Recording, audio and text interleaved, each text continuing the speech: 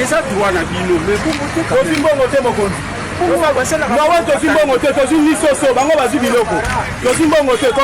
oza koreklame lokola banani ozoreklame lokola banani mbongo te ya nini mbongo ya bino ozoreklame mpo ya gouverneur ya nini boza baja cantonné bokumbaka balabala c'est que mois de décembre gouverneur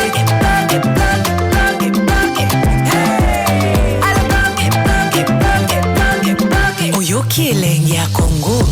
Tapez les mains, tapez les mains, tapez les mains, tapez les mains, tapez.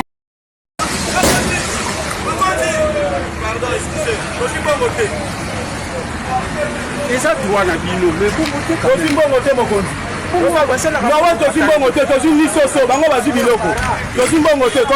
oza koreklame lokola banani ozoreklame lokola banani mbongo te ya nini mbongo ya bino ozoreklame mpo ya gouverneur ya nini boza baja cantonné bokumbaka balabala c'est que mois de décembre gouverneur de la ville akipe bino te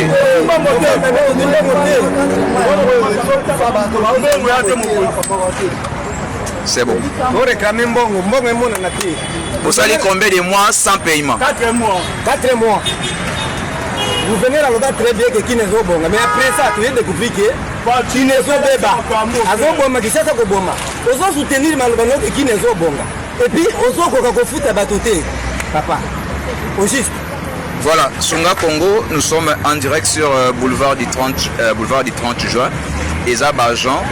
Il y a Bakatonné, Bakombaka boulevard, Ozomona Matiti na balabala.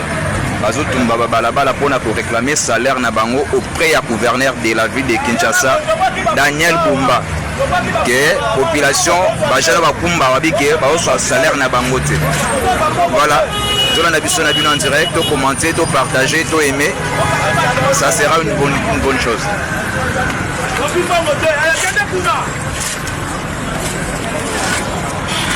Plein boulevard, Matite. Bato akomba bazong si Matite na balabala bazo tumba pine pour na ko déclarer salaire na bango. Bazui sosoté, bazui lo sauté. Baza posa ya salaire na bango gouverneur. Tu sais c'est bon.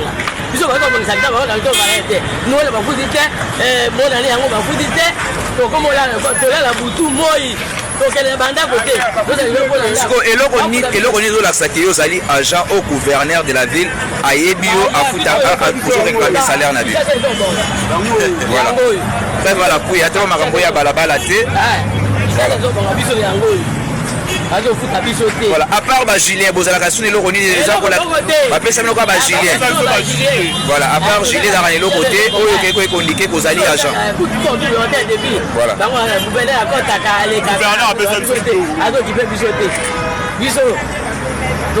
combien de mois impayé bato futa ba 3 à 4 mois biso zabe ba papa bana to futela bandako to zabe bana bato tanga to tangisa bana to leisa bana to futa bandako bato to daite parce que mosele ya seni c'est pas comment on va aller eza na esika moko te na monde oyo batolera désordre ezala totambola mikili ya poto nani yango na poto akota na mutuka na ye soki aza ya permis de conduire te poto kutokia musika.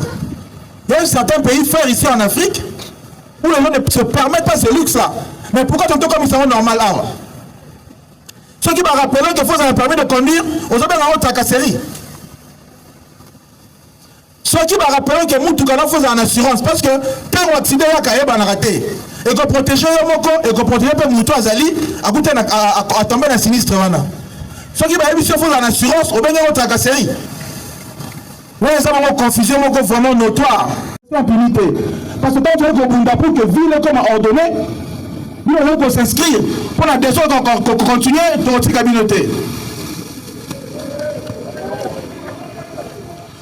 Nous tous ceux qui ont l'unique aux amours du Canaïe, à le transport, il faudra la autoriser. Comment tu sais que pour Moutou, à l'autorisation, ça la métier à transport dans balabala, il faut ça la monnaie à l'ingui.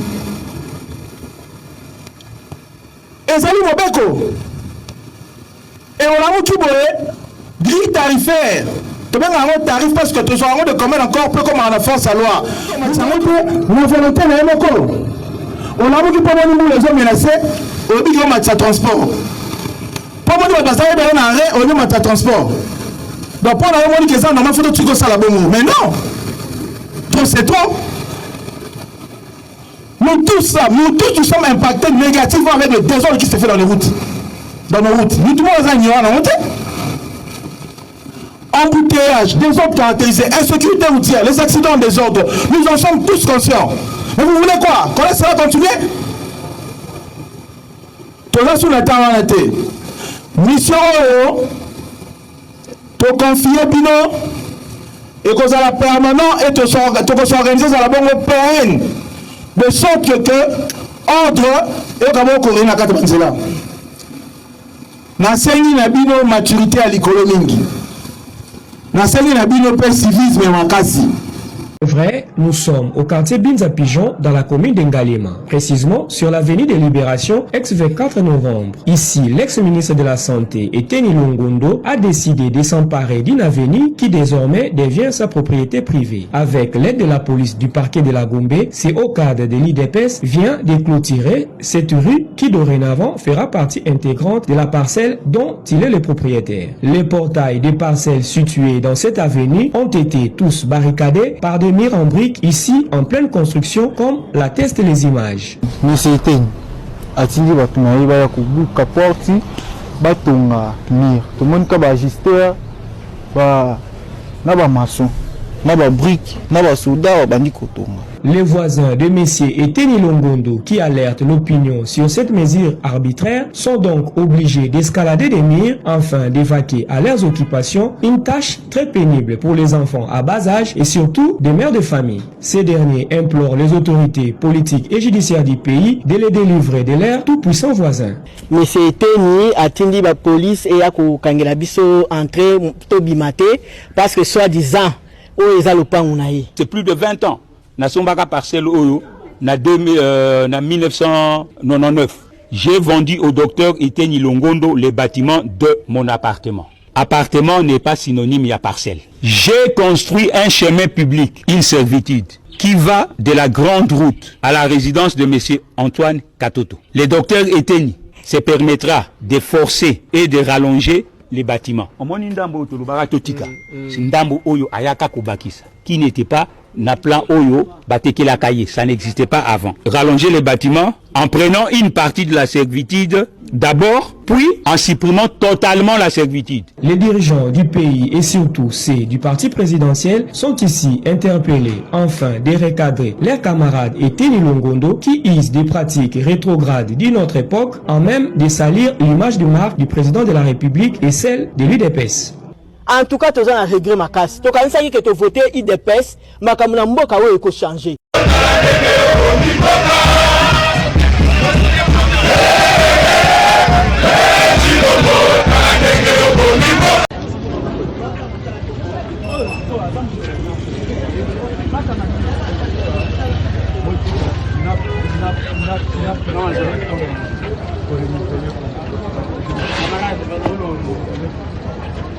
Na bengi kuna mama mta bengi kuna hapo kana kama step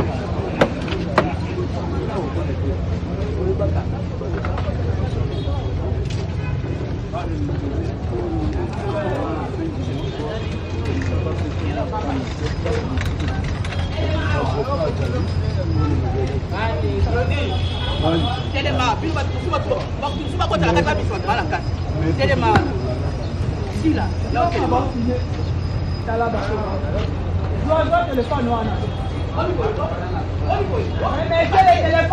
téléphone.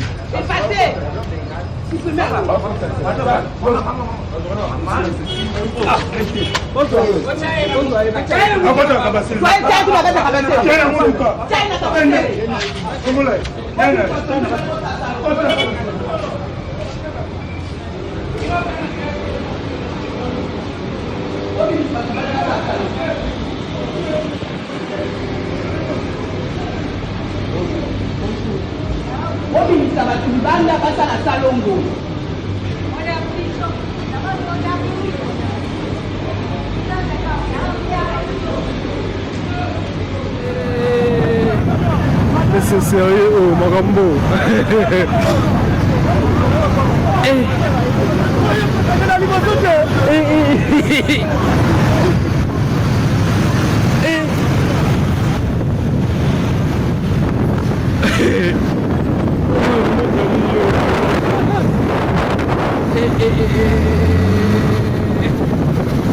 Un vrai chauffeur en plus.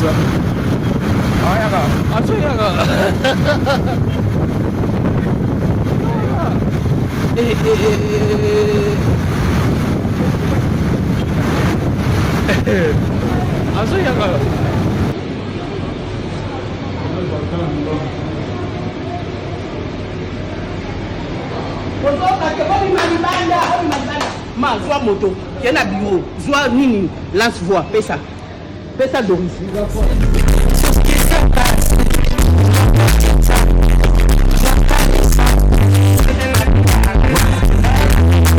Bona nini yoto ya inanga ya bangala na baswahili elengi mama tunanga nini tala sibo bona ne baluba soni mawa ini bo soto nzala masango mati impeyima mamba na ngaye oni to mona makambo oyo ela soni aba swahili na bangala buzunga boyeto to kokate banga edoko poto so mikana me wabi bona ne ya soni oyo kaka ba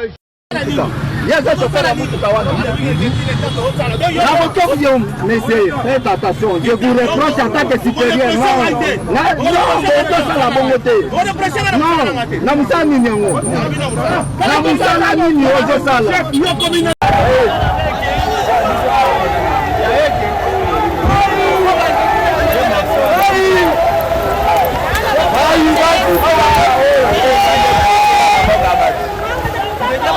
Mbule choli si biloko ya batu.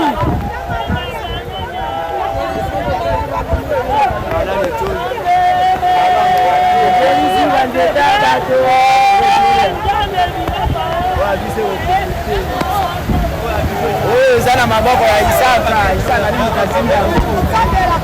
Isaka nini kazinda.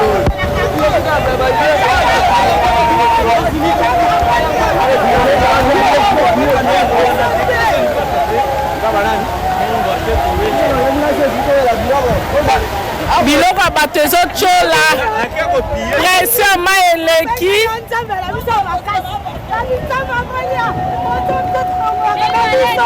J3 yeyo abiki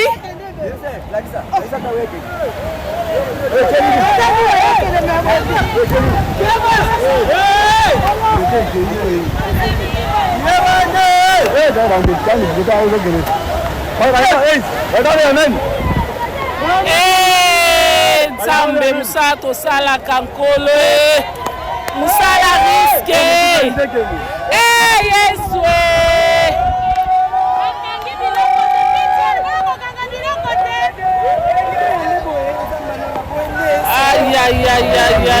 Anzeta wa biso nyonso kweke.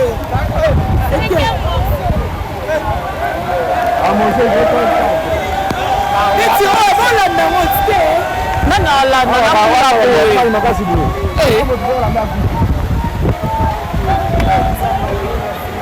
On se quitte Valérie.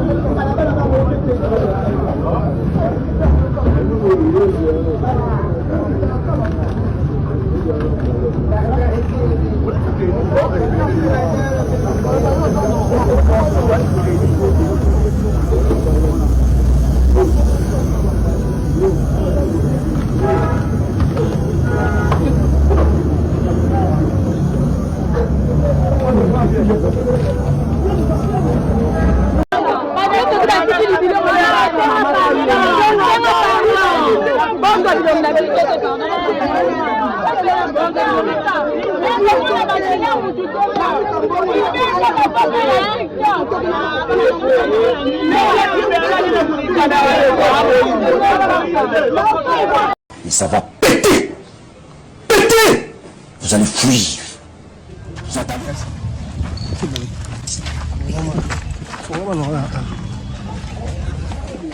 Voilà. Dans le quartier GB. Voilà, tout ça c'est revenu de Seki, la quartier Basouko, la commune de Ngalema. Voilà, comme vous accès sur le terrain, il y a une salle d'inspection. Vous avez demandé de prendre ça pour vraiment scaler. Il y a un meuble là, là-bas. Vous allez.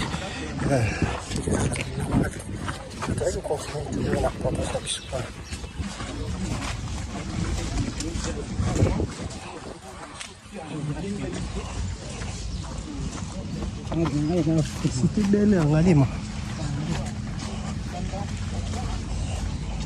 Voilà. Tu as commis en Ngalema. Ah, tu as dit revenu.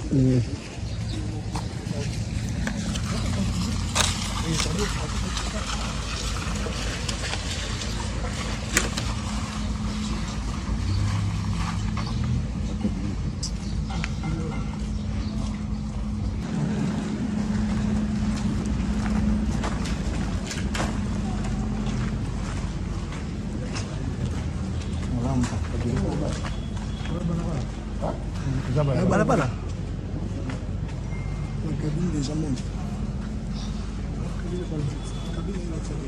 Cabine est là, c'est balabala.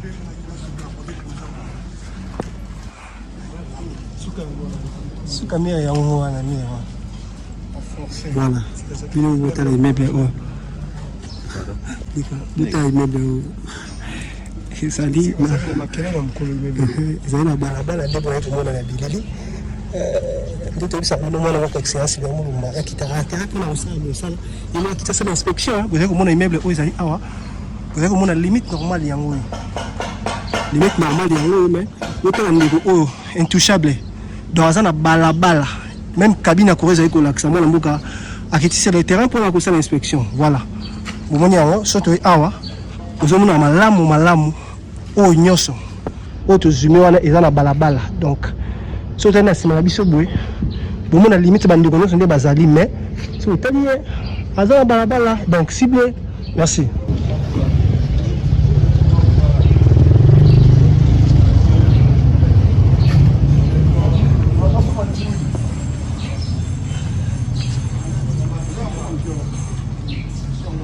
voilà on va aller on ça na ka tu ça no mona mo access le mo mbaza homme du terrain il me goto kitaki pona maman sensima na ngalima na jebe ndeko koti pona kutambola pona kulandela osala ndenge ya senefesa iko sala mandingi to aki opanza ba marché pirate mais o to iko kuta eloko munene a na katesika o ndeko oyo atola immeuble na o eko mona na balabala donc bino mozali komona na bilili donc congolais ya beaucoup des intouchables au Baïko Sala n'importe comment par rapport il y a la construction dans le site au Banaka de ville la province de Kinshasa nous avons comme a tout na temi na balabala mais ce total tout le monde ndako liboso na biso ce qui n'est pas normal.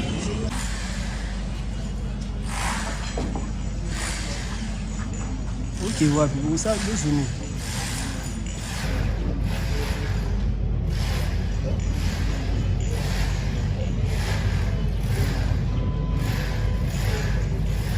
Bila munene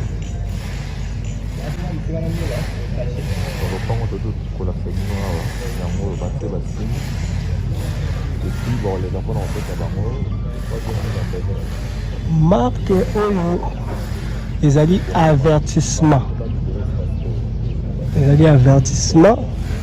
donc nous vous allez kolanda biso boyeba ke immeuble oyo vous allez komona ezali déjà ciblé pour être démoli parce que les amis na balabala nous avez que la démoli voilà la construction a